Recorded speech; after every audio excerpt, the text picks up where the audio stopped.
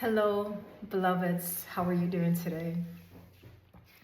Day 26 of the Fire of Grief.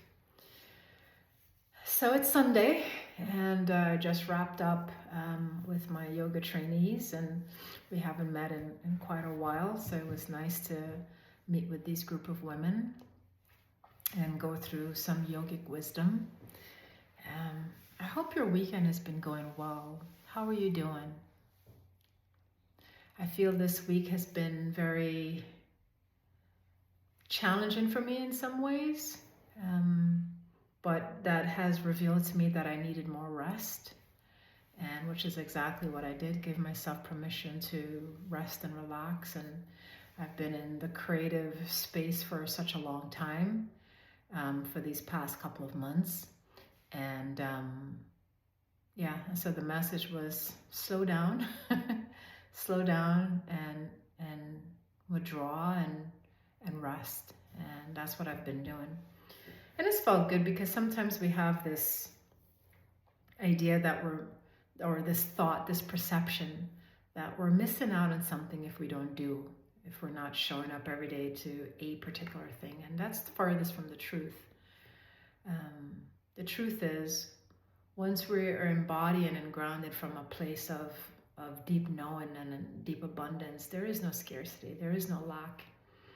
And that's with everything in our lives. Is what is our core operating system? And this is part of what I talked about in training today. Is what is our core, what is the core operating system that we are operating from, right? Because this whole being that we are, this whole body,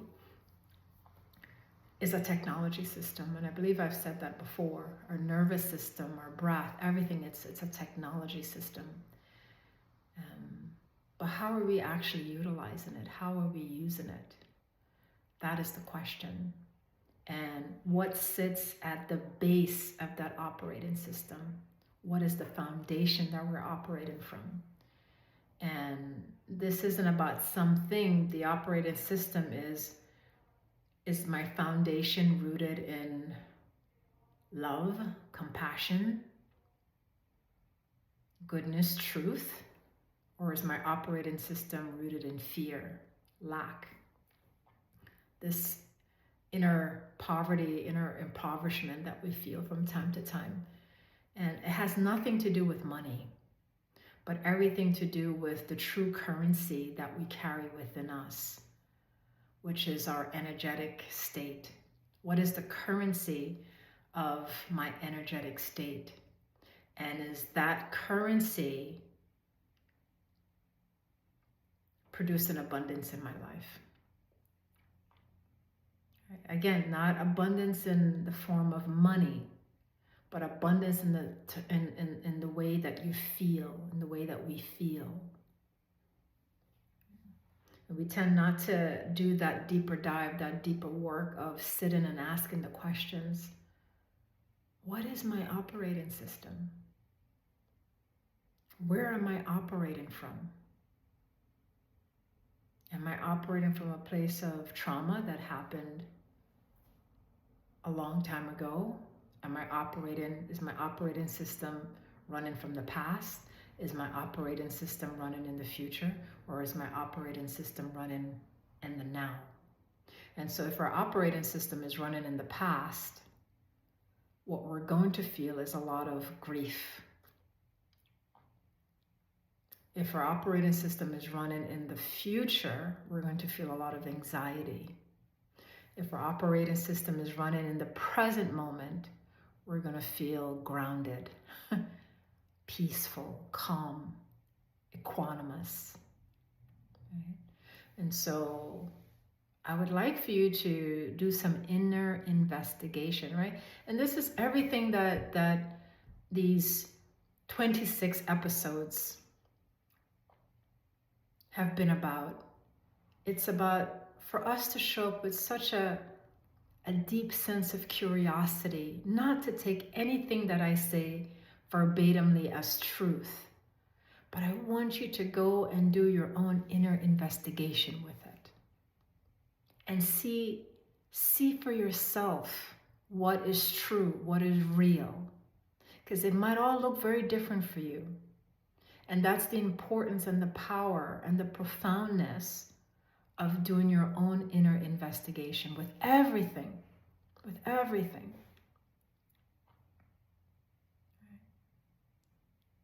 What is my operating system? And the follow-up question to that is, what is the cost? What is the cost of me not utilizing my core operating system fully? What's the cost to me? And how I feel, how I live, how I show up to myself, to others, how I live in the world, what I do. What is the cost when we don't do this inner work? I love you. Yeah, I love you. And that love is free. Yeah, so how are you doing? Just real, how are you doing? I hope you're well. All right, let's do our embodiment exercise. All right. So finding a place to sit, to anchor, to arrive. Feet on the ground, spine straight, shoulders down, jaw relaxed. Exhale the air out of the nose or mouth. And begin by taking an arrival breath through the nostrils. And exhaling out through the mouth. We're going to take 3 cleansing breaths, just like that. Inhale through the nose. Exhale through the mouth. Again, inhale through the nose. Exhale through the mouth. And now let's inhale for 1, 2, 3, 4. Hold the breath for 1, 2, 3, 4. Out, 4, 3, 2, 1. Hold the breath for 4, 3, 2, 1. Breathe in, 1, 2, 3, 4. Hold, 1, 2, 3, 4. Out, 1, 2, 3, 4. Hold, 1, 2, 3, 4. And repeat that cycle. All right, so we're doing this box breathing. Breathing in for 4. Holding for 4. Exhale for 4. And hold for 4. And so we're inviting the nervous system to come to regulation. Right? And breath, in yoga, the term for breath is pranayama. Prana, life force energy. Yama, the energy that the vehicle that moves the breath. And so pranayama, we're engaging in pranayama as an inner technology to regulate our nervous system, which is what we're going to talk about today. So let's do 2 more rounds of this box breathing. And we did box breathing in an earlier episode.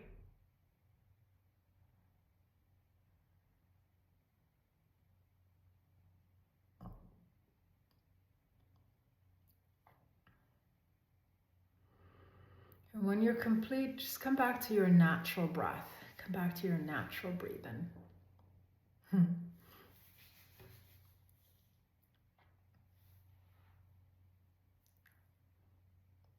So our nervous system, I was having a discussion with my friend here yesterday, who is in the middle of her grief. She's in her grief season right now. And after losing a spouse last year. And we were talking yesterday about how grief is such a physiological experience that envelopes all the systems of the body, right? So normally I feel that we tend to think this grief thing is mental. It affects the mind, yes, but grief is such a nervous system recalibration. What does that mean? When we go through change, right? Loss, death, what does that all mean? It means that change has happened. Something is no longer the way of life that we're used to, and we might have been used to that way of life for a year, 5 years, 10 years, 20 years, right? You've had a job for 20 years, you were married for 20 years. Whatever that frame of time has been, when change arrives to interrupt that mode that the nervous system has been used to running in, when change happens and it's felt by the nervous system does this, right? It starts to wobble because it's trying to recalibrate. Oh, what does this change mean? What is going on? This is not what we usually do, right? And so it starts to do that wobble because it's trying to recalibrate itself back to a center, right? And the language that we are aware of is that it's trying to move into coming into resilience, right? That's the sort of like the end product of it. But when we go through this change, right? Whether you're going through menopause, that's another change, right? There's so many changes that we go through in this physical body, and the nervous system is at the center of all of it. And so if you're in grief, what the grief is really about is the nervous system trying to make sense of what has happened, trying to make sense of this change that has arrived. That's what is happening on a physiological aspect, dimension of ourselves. And so there's all of this tearing down that happens, this distillation that happens, this shedding that happens. And it's happening on an energetic level, it's happening in our nervous system, it's happening in the whole entire field. Because the body now has to do something with this change. The nervous system now has to do something with this change. Right? So the old is being ripped down. And it takes time for it to recalibrate into something new, right? Because the nervous system now has to go through day by day by day. Okay, so what's the new thing now? What are we doing now? What are we doing now? What are we doing now? Where are we going? Where are we going? Where are we going? And so this is why grief is not an overnight experience. It's an experience that takes time for the nervous system to come into the center of how it can operate with integrity, balance, harmony. It wants to harmonize. It wants to bring us back to center. But the emotions that we keep, the energy in motion that we keep, will short circuit that. And so the nervous system will try to get us back to balance. But if we are running the energy of fear 20 hours out of the 24 hours of the day, all the nervous system is receiving cues: fear, fear, fear, fear. No balance, no balance, no balance. So the messages that are being sent to the nervous system, that are being fed to the nervous system, is that things are not stable. The unit doesn't feel stable. The unit is you. The unit doesn't feel stable. And if the unit doesn't feel stable, I can't assist it to get stable. And so we can't just treat grief as a mental process. It's a complete process of our whole entire structure. And to bring more awareness on what is my nervous system doing in this process of grief, in this journey of grief.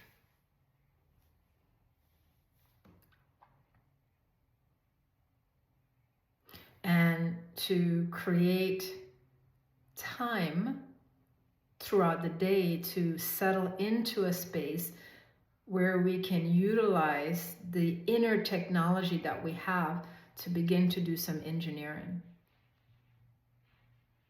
Some inner engineering of our nervous system. Meaning, I can sit in stillness, I can do some breath work, I could do some movement. All of these things will help me to start moving and shaking the energy out. It's like placing a vial of blood in a centrifuge, and it's spinning, spinning, spinning, spinning, spinning to separate the plasma from the blood, right? The water from the blood. This is what we're doing when we choose to engage in the activities that can help assist our nervous system to recalibrate into balance and harmony. Our bodies want it, craves it, but we have to assist it along as well, right? By being more mindful, by taking more time to rest, by not allowing fear to walk ahead of us, but sitting at the side or even in the back seat. So I hope this particular discourse is helpful, because sometimes I think we miss that as we're trying to grieve through the mind, but we need to come into the body to do the work. And this is why somatic practices are also so very helpful. It helps the body to recalibrate, helps the nervous system to recalibrate.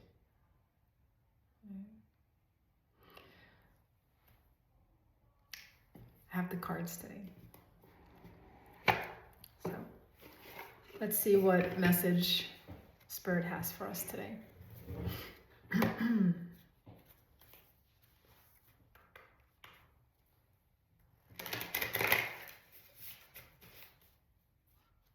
Have I told you that I've really enjoyed doing this work? It's been wonderful and amazing.